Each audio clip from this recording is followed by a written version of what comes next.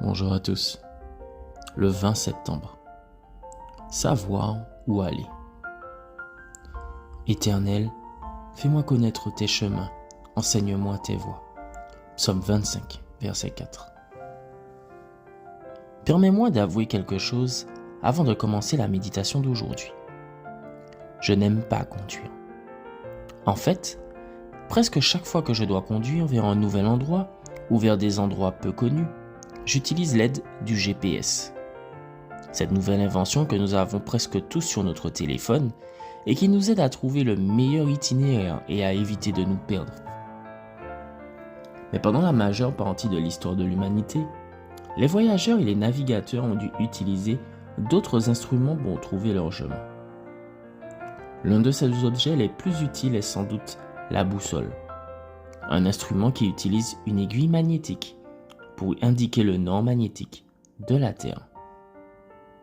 La boussole a été créée en Chine vers le XIe siècle afin de déterminer les directions en haute mer. Depuis, elle est utilisée par les marins, les explorateurs et les aventuriers du monde entier. Être capable de trouver le bon chemin est extrêmement important dans notre vie quotidienne, au sens propre comme au sens figuré. Certaines des questions les plus courantes chez les jeunes sont les suivantes. Comment puis-je distinguer le bien du mal?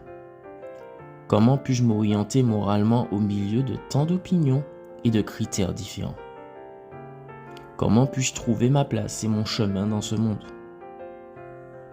La bonne nouvelle est que toi et moi disposons d'un instrument bien meilleur que la boussole et plus efficace que le GPS pour nous situer sur le plan moral. Je fais bien sûr référence à la parole de Dieu, la Bible. Nous y trouvons la volonté de Dieu pour notre vie, ainsi que des conseils judicieux pour tout type de situation.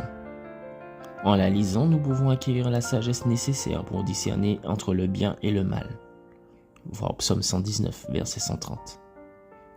Et dans ces pages, nous pouvons également trouver la connaissance nécessaire pour choisir le bon chemin dans cette vie. Psaume 119, verset 9. Si pour une raison quelconque tu sens que tu as pris de mauvaises décisions, je t'invite aujourd'hui à recalibrer ta conscience afin qu'elle soit en harmonie avec la parole de Dieu.